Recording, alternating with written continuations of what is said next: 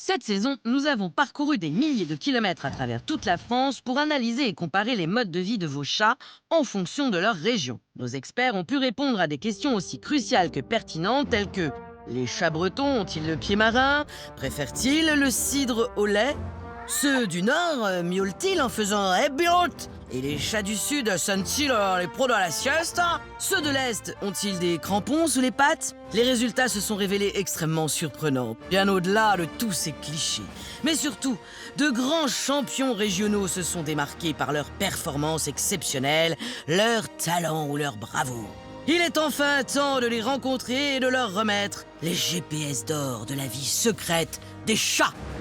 Pour cela, partons dès maintenant dans le Nord. Plus précisément à Los Angeles. Ah non, Los Angeles.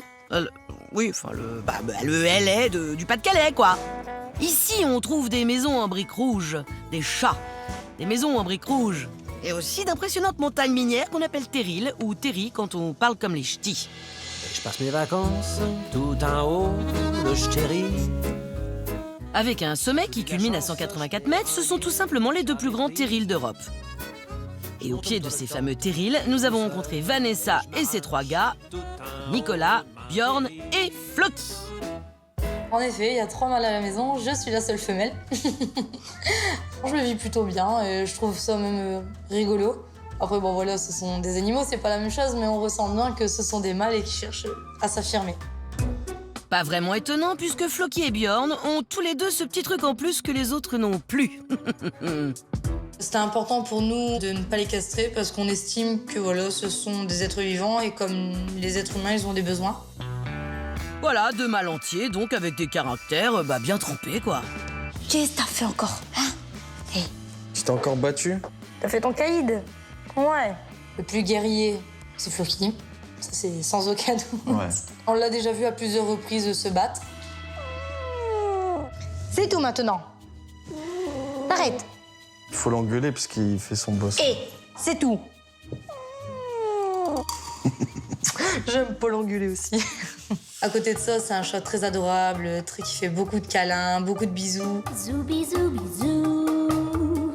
C'est un chat qui est affirmé, mais qui a à la fois son côté tendre. Ils sont surtout jaloux l'un de l'autre, j'ai l'impression, des fois. Floki. Mais heureusement, pour éviter les tensions dans cette famille, on sait très bien communiquer. On a un petit jeu avec nos chats, c'est vrai que on aime bien les faire parler en prenant un peu des voix amusantes. Ah, ça donne quoi? J'adore ça! En fait, on va faire parler les chats pour nous. Oui, on a compris, on veut une démo. C'est par exemple... Tiens, aujourd'hui, t'as bien macaroné? Ouais. C'est comme ça par rapport à la journée de boulot, quoi. Eh ben Nicolas, on vous sent un petit peu gêné. On ne peut pas dire que cette démonstration de langue de chat nous ait bluffé, hein. Mais j'ai découvert que dans le Nord, on ne dit pas travailler, mais macaroner. Et ça me met en appétit, pas vous? La pâtée?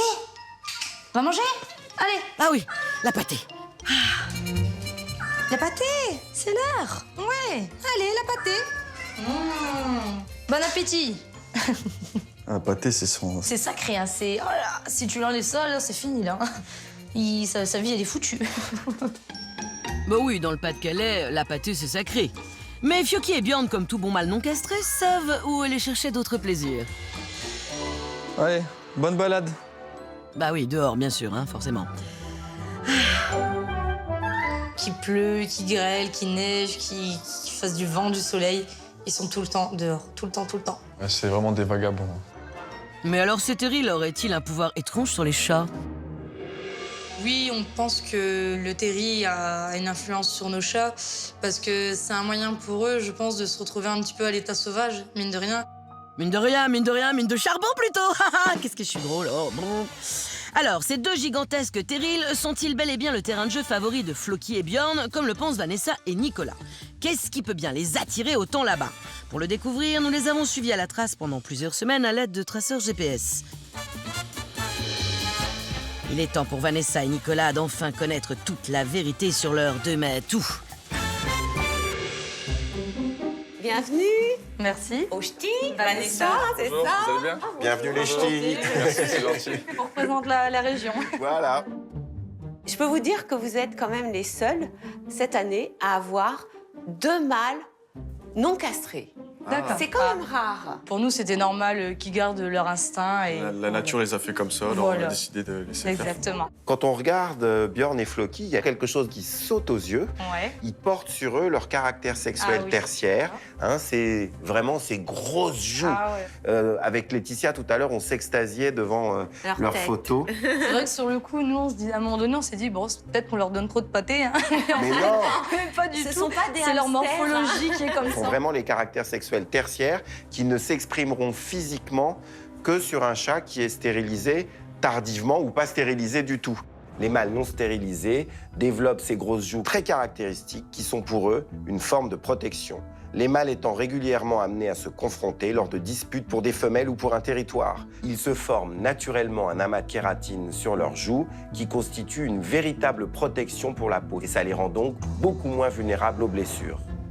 Vous vivez dans un environnement très beau, très particulier, Ouais. puisque leur terrain de jeu, ce sont 2 terrils. Ouais, quand même les plus grands terrils Voilà, d'Europe. c'est- Hein. Et vous pensez que vos chats grimpent dessus? Tout en haut, on sait pas. Ils doivent s'aventurer quand même assez loin, mais ça m'étonnerait quand même qu'ils montent tout en haut du terril.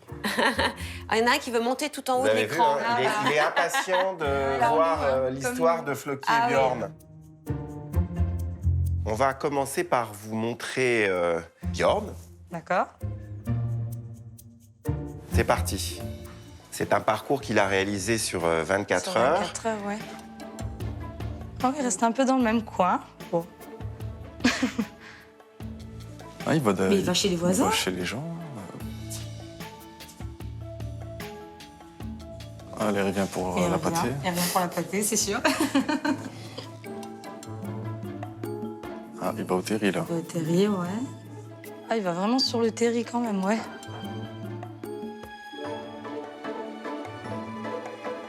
Et voilà. C'est un parcours qui est assez impressionnant. Quand même, ouais. Je vais vous donner quelques données métriques. Son domaine vital, il fait près de C'est énorme. 7 hectares. C'est beaucoup. Il s'éloigne du domicile de plus de 430 mètres et il parcourt en moyenne 3,5 km. Ah, c'est quand même surprenant. Ouais, quand même. C'est intéressant. Ah, à c'est savoir, vraiment quand incroyable, même. même. Je suis surprise de Björn, ouais. Je m'attendais pas autant. Vous devez vous demander quelle est la vie de Floki aussi. Ah, bah là, oui. Ah bah là, ouais. Surtout qu'il est encore un peu plus aventurier. Ouais, donc, surtout qu'il l'est plus. Donc on se Vous doute qu'il pensez va plus loin. Oui. Mais peut-être qu'il cache son jeu. Et peut-être aussi. qu'il cache son jeu, en effet, c'est Peut-être. possible. Découvrons la vie de Floki. Regardez, donc on part toujours de chez vous. Pour l'instant, Pour l'instant, ça bon, va, il s'aventure va. pas trop. Ouais. Il fait un peu même trajet que Même Björn trajet pour que Björn, l'instant. ouais. Ouais, venant de sa part. Hein? Ah, aïe, t'es Ah, sur il la passe route, par là, devant, non bah ouais. Hein? On a parlé trop vite. Bah, il va chez les voisins, en fait, au final. Ah ouais, quand même. Waouh. Ah, il va aussi loin. Oh punaise. Oh, c'est incroyable. Oh, je suis choquée, là. Mais il va loin, il va vachement loin, là. Ah ouais. Ah, il fait le tour des terriers, quand Il même. fait tout le tour. C'est incroyable.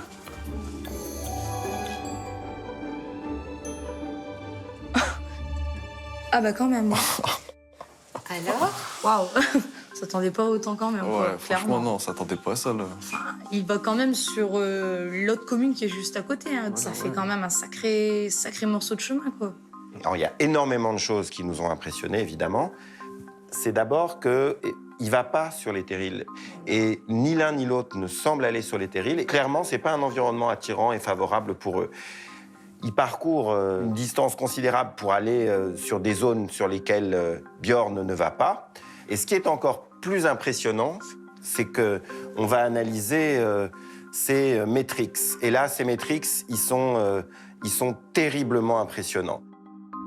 Cette saison, le domaine vital moyen des chats que nous avons étudiés, toutes régions confondues, est ressorti à près de 28 000 m².